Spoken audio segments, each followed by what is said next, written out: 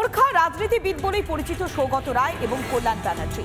দলের দিন জনসংযোগের সুযোগ কোনোভাবেই হাতছাড়া করলেন না তৃণমূলের এই দুই প্রার্থী। প্রচারে বেরিয়ে জয়ের ব্যাপারে 100% নিশ্চিত বলেও দাবি করলেন তৃণমূলের দুই প্রার্থী।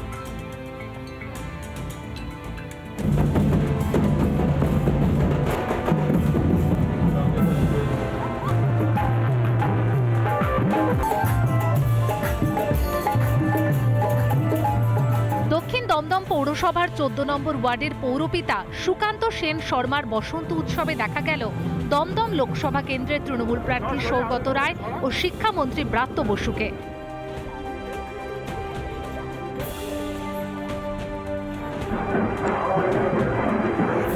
তার বিরুদ্ধে কোনো দলই ভালো প্রার্থী দিতে পারে না বলে কটাক্ষ সৌগতর।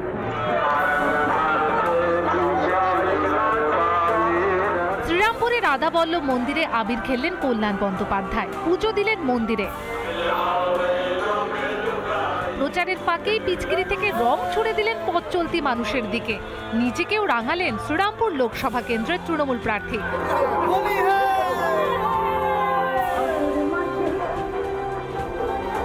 জেতার ব্যাপারে আত্মবিশ্বাসী তিনি। বাপি লাহিড়ী হেরেছে, দেবজিৎ হেরেছে, সিপিএমের এর আগে যারা ছিল তারাও হেরেছে। 2009 থেকে হারছে সিপিএম।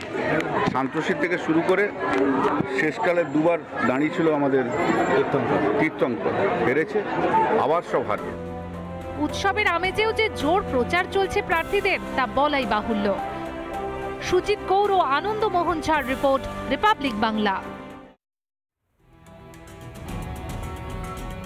রঙিন প্রচারে ডান বাম দুপক্ষই নিজেদের পাড়ায় প্রচার করছেন সৃজন এবং সায়নী। ছোটদের সঙ্গে রং খেলে প্রচার সারলেন প্রার্থীরা। কাসর বাজিয়ে একেবারে নাচের মোডে সায়নী ঘোষ। বাড়ি বাড়ি গিয়ে জনসংযোগ করলেন সৃজন ভট্টাচার্য।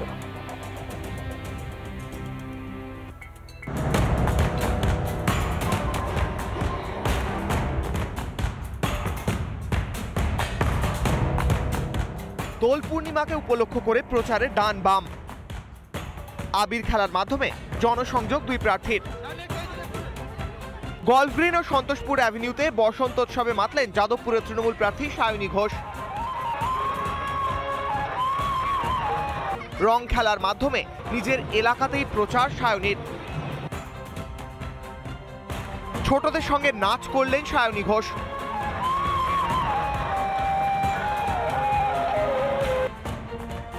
খোলের সঙ্গে কাসর বাজাতেও দেখা গেল যাদবপুরের তৃণমূল প্রার্থীকে।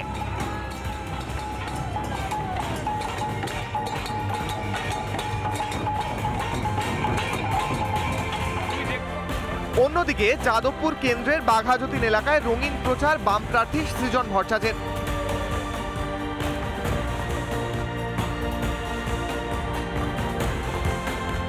শিশুদের সঙ্গে আবির খেলায় মাতলেন সিপিএম প্রার্থী। পাড়ার লোকজনের সঙ্গে দোলের দিন রং খেলায় মেতেছেন বলে জানান সৃজন। বাড়ি বাড়ি গিয়ে বড়দের পায়ে আবির দিয়ে প্রণামও করতে দেখা গেল সৃজন ভট্টাচার্যকে। ভোটের মুখেও সন্ত্রাস প্রসঙ্গে রাজ্যকে কটাক্ষ বাম প্রার্থীর। যে কার্যকর্তাদের মারধর করা হচ্ছে তারা এটা নিজের পার্টিকে জিজ্ঞাসা করুন যে আমি পাড়ায় বসে তৃণমূলের হাতে মার খাচ্ছি আর ওখানে আমার অমিত শাহ, মোদি এরা সব সেটিং করে ফেলছে কেন? ভাইপো ধরা পড়ছে না কেন? কেউ যদি ওই রকম থাকেন, তৃণমূলকে তাড়াতে চান, অন্য কোনো দলে আছেন, বোঝেন যে আপনার নেতারা সেটিং করে ফেলেছে। বামপন্থী, কংগ্রেস, আইএসএফ আরও যারা যারা একসাথে আসছে, এই বাহিনীটাই তৃণমূলকে তাড়াবে। দলের আবহে নির্বাচনী প্রচার সারলেন যাদবপুরের দুই তরুণ প্রার্থী। এলিনা ভট্টাচার্যের রিপোর্ট, রিপাবলিক বাংলা।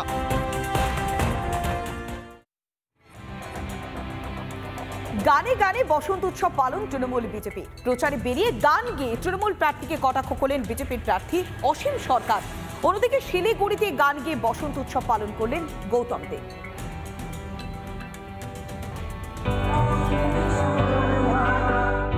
উত্তর থেকে দক্ষিণ, পূর্ব থেকে পশ্চিম, রঙিন গোটা রাজ্য। রবিবার নাম ঘোষণা হওয়ার পরই দোলের দিন প্রচার ময়দানে নেমে পড়েছেন পূর্ব বর্ধমানের বিজেপি প্রার্থী গীতিকার অসীম সরকার। দোল পূর্ণিমার দিনই কালনায় ভবা পাগলা মন্দিরে পুজো দেন অসীম সরকার। তারপর 108 শিব মন্দিরে পুজো দিয়ে প্রচারে বেরোন বর্ধমান পূর্বের বিজেপি প্রার্থী। প্রচারে বেরিয়ে তৃণমূল প্রার্থী ডাক্তার শর্মিলা সরকারের উদ্দেশ্যে গান বাঁধেন অসীম সরকার। ওমা শর্মিলা সরকার, তুমি নাকি মনোরোগ বিশেষজ্ঞ।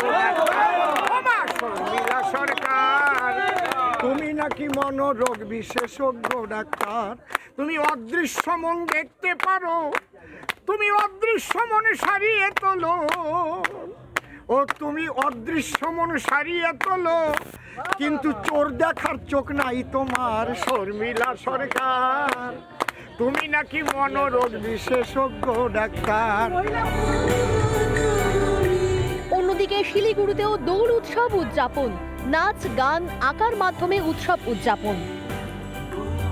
বসুন্ধরাতে পালিত হয় শিলিগুড়ির সবচেয়ে বড় দোল উৎসব, আর সেখানেই দেখা গেল মেয়র গৌতম দেবকে। গানও গাইলেন গৌতম দেব।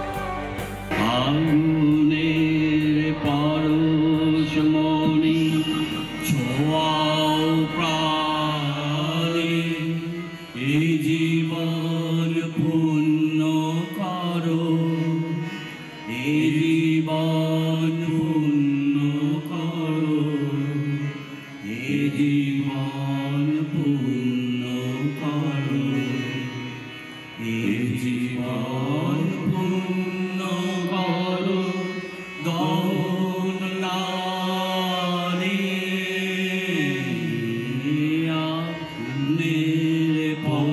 পরশমণি ছোঁয়াও প্রাণে।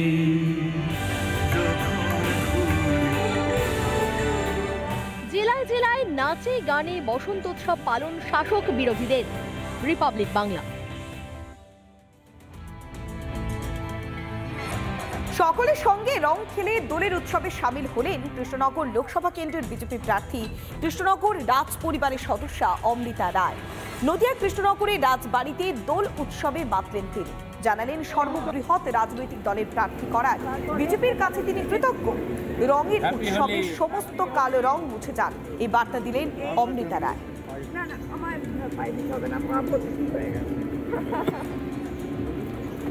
জয় শ্রীরাম।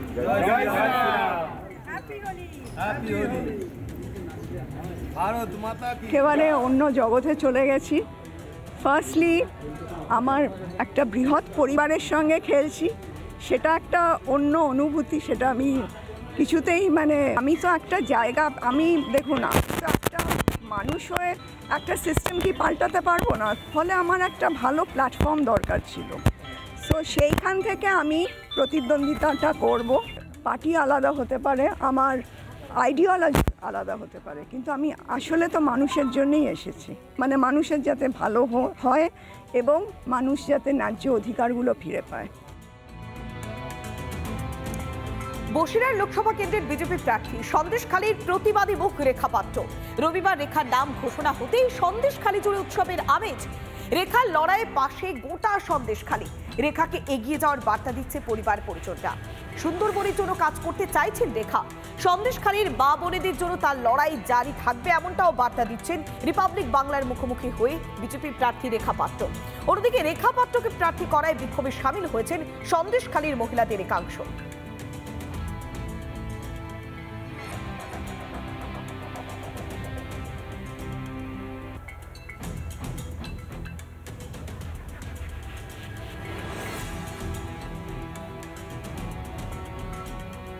বসিরহাট লোকসভা কেন্দ্রের বিজেপি প্রার্থী সন্দেশখালীর প্রতিবাদী মুখ রেখা পাত্র।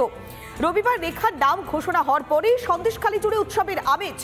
রেখার লড়াইয়ের পাশে রয়েছে গোটা সন্দেশখালী। রেখাকে এগিয়ে যাওয়ার বার্তা দিচ্ছে তার পরিবার পরিজনরা।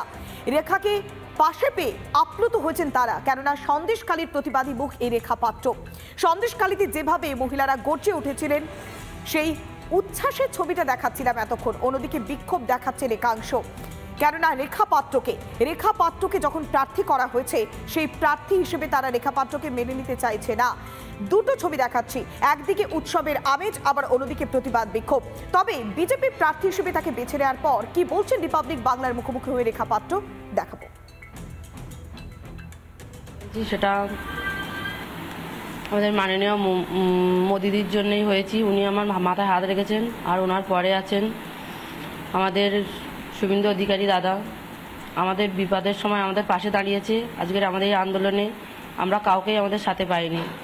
আমাদের সাথে একমাত্র এই বিজেপির থেকেই ওনারা দুই ব্যক্তি আমাদের সাহায্যের জন্য হাত বাড়িয়ে দিয়েছিলেন। প্রত্যেকটা মা বোন ভাই সবার কাছে আমি একটাই কথা বলবো, যেমন করে আজকের আমাদের সন্দেশখালীতে অত্যাচার হয়েছে বলে নয়, প্রত্যেকটা জায়গায় একই অত্যাচার ওরা চালিয়ে গেছে। আমরা তার বিরুদ্ধে আমরা এই লড়াইয়ে লড়ছি এবং এই পথে লেবেছি। আমরা ওনাদের মুখ হয়ে আমি আজকে সামনে এসেছি, তাই আমি একটাই কথা বলবো, ওনাদের সাথে থাকবো। আমাদের পাশে কেউ দাঁড়ায়নি। এখন যেহেতু আমরা বিজেপি পার্টিকে পেয়েছি, ওনারা আমাদের মাথার উপরে পুরো আমাদের গার্জেন যেমন বলতে পারেন, আমি আমার একার বলবো না, আমার সমস্ত মা বোনেদের মাথার উপরে যেভাবে হাত রেখেছেন উনি, তো উনি এখন আমাদের বাবা মার পরের স্থানে উনিই আছেন। ওনারাই আজকের আমাকে, ওনাদের মুখ হয়ে আমি দাঁড়িয়েছি আর ওনারাই আমাকে এখানে নিয়ে এসেছেন, ওনাদের সহযোগিতায় আমি আসতে পেরেছি। ওনারা তো আমার সাথে আছেন বলেই আমি আজকের এই অবধি আসতে পেরেছি। আর পরিবর্তকালে ওনাদের আশীর্বাদে আমি আরও এগিয়ে যেতে পারবো, এটা আমার পুরো আস্থা আছে।